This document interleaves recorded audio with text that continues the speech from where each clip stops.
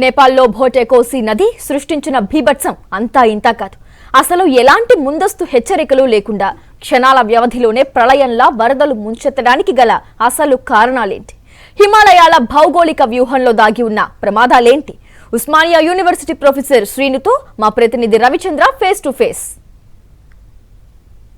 నేపాల్లో బోటకాషి నదిలో వచ్చిన వరదలతోటి సుమారు 200 మంది చనిపోయారు, 100 మంది గల్లంతయ్యారు. వారి కోసం ఆచూకీ కోసం ఈ విధంగా ఎతుకుతున్నారని చెప్పుకోవచ్చు. అయితే ఉన్న పలంగా ఎందుకు వచ్చినాయి ఈ వరదలు, ఉన్న పలంగా ఎలా వచ్చినాయి, భూగర్భ అంశాల్లో ఏమైనా తేడాలు వచ్చాయా, అంటే భూమి లోపల ఉన్న మార్పులు వచ్చాయా, భూకంపాలు ఏమైనా వచ్చాయా, ఉన్న పలంగా నీరు ఎందుకు ఆ విధంగా పెరుగుతుంది అన్నటువంటి అంశాన్ని మాట్లాడుతుందుకు మన దగ్గర Osmania university professor Srinu sir ఉన్నారు.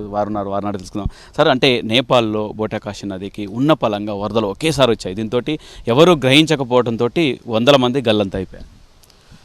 ఇది విచారకరమైన సంఘటన. నేపాల్లో ఈ వరదలు రావడము దాదాపు 200 అంటున్నారు, కానీ ఇంకా జన నష్టం ఇంకా ఎక్కువనే జరిగిందని అంచనా. యుఎస్ జియాలజికల్ సర్వే ప్రకారం ప్రాథమిక అంచనాకు వచ్చింది ఏంటంటే, యాక్చువల్లీ అది సెస్మిక్ జోన్, అది నేపాల్ ప్రాంతం అంతా సెస్మిక్ అన్స్టేబుల్ ఏరియా. అది సెస్మిక్ యాక్టివిటీ ఎక్కువ ఉంటుంది అటువంటి ప్రాంతాలలో. భారీ మంచుకొండ చర్యలు ఉంటాయి కదా, ఆ భారీ మంచుకొండ చర్యలు పడడం వల్ల ఇంకోటి గ్లేసియల్ కొలాప్స్, దాన్ని గ్లేసియల్ కొలాప్స్ అంటాము. దానివల్ల ఏమైందంటే ఆ ప్రాంతంలో లేండే రివర్ ప్రవాహం ఒకటి ఉంది. ఆ భారీ కొండ చర్యలు ఆ లేండే రివర్ ప్రవాహం పైన పడడం వల్ల, ఆ భారీ కొండ చర్యల వల్ల ఏమైందంటే ఒక 10 మీటర్ల ఎత్తు వరకు అడ్డుకట్టలాగా ఇదైపోయి ఆ లేండే రివర్ ప్రవాహాన్ని అడ్డుకోవడం వల్ల ఆ ప్రవాహం మీద ఒత్తిడి పెరిగి అక్కడ ఆ కట్ట తెగడం వల్ల ఏమైందంటే ఆ బోటే కోసి రివర్ ప్రవాహం, ఇంకోటి దాని పక్కన త్రిశూలి రివర్ అనే ఒక ప్రవాహం ఉంది. వీటిలోకి ఆ ప్రవాహం అంతా ఒకేసారి డ్రాస్టిక్గా ఎక్కువ అవ్వడం వల్ల, హై ఫ్లో అవ్వడం వల్ల, హైడ్రోస్టాటిక్ ప్రెజర్ ఇంక్రీజ్ అవ్వడం వల్ల ఏమైందంటే బురదతో కూడిన ప్రవాహం ఎక్కువైపోయి ఒత్తిడి పెరిగిపోయి ఫ్లాష్ ఫ్లడ్ వల్ల లో ప్రాంతాలలో, వ్యాలీ ప్రాంతాలలో ఉన్న విలేజెస్ కానీ దాదాపు 12-15 విలేజెస్ కొట్టుకుపోయాయని తెలిసింది. అది ఆ ఏరియాలో హిమాలయ నదాలు కూడా ఉంటాయి. దీంతో గ్లోబల్ వార్మింగ్ వల్ల ఒకేసారి గ్లోబల్ వార్మింగ్ కూడా ఒక కాజే, కానీ అప్పటికప్పుడు గ్లోబల్ వార్మింగ్ రాదు. ఫ్లాష్ ఫ్లడ్ నైట్కి కానీ డేకి అప్పటికే అది ఫ్లడ్ వచ్చిందని అంటే దానికి గ్లోబల్ వార్మింగ్ ఒక కాజే, హిమాలయ నదాలు కరగడానికి. కానీ నిన్న జరిగిన డ్యామేజ్కి అయితే గ్లోబల్ వార్మింగ్ అనేది ఒక కాజ్ కాదు, అది జస్ట్ గ్లేషియల్ కొలాప్స్ వల్ల అది జరిగింది.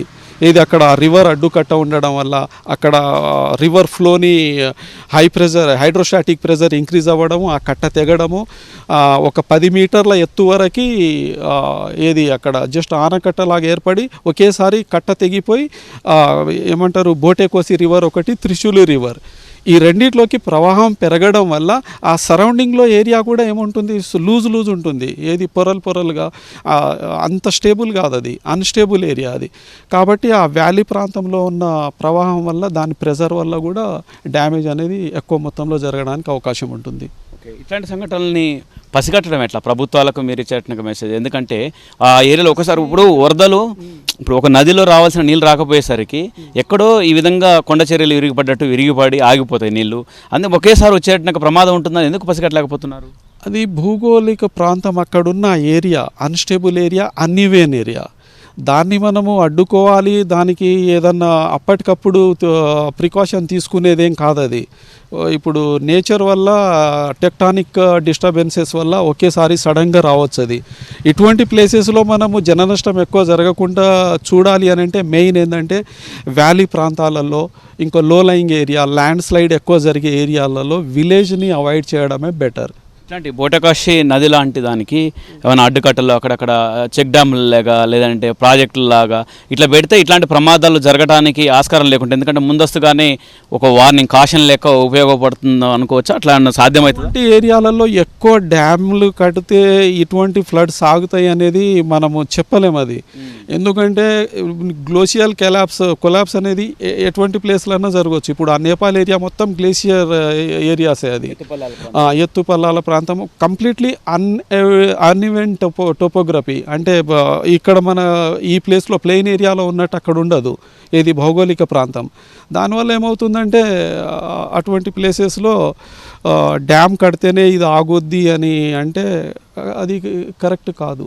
మొత్తానికి ఇది అంటే ఈ విధంగా వరదలు ఒకేసారి రావటానికి కొన్ని కొండ చర్యలు విరిగిపడుతుంటాయి. వచ్చేట నీళ్లు నదుల్లో బోటకాశి నది కావచ్చు, మిగతా త్రిశూల్ నది కావచ్చు, నీళ్లు ఒకేసారి ఆగుతాయి. మళ్ళీ ఆ మట్టి ఒకేసారి వెళ్ళిపోవడంతో, బురదతో కూడినటువంటి నీళ్లు వేగంగా వెళ్ళిపోవడంతో ఇట్లాంటి వరదలు అకస్మాత్తుగా వస్తాయి. దీంతో పర్యాటకులకు ఈ విధంగా ప్రాణ నష్టం జరిగింది.